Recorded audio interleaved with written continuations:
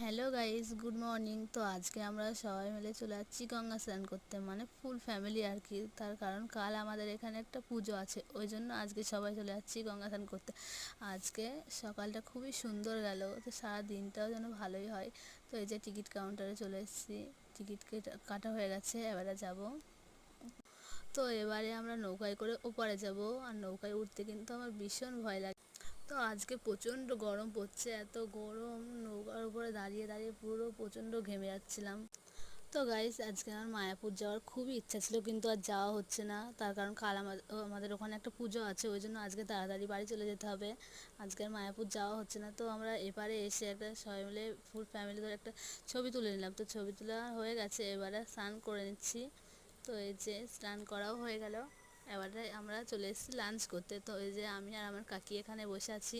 তো এবারে লাঞ্চ করব, লাঞ্চ করা হয়ে গেলে আবার ওপারে চলে যাব।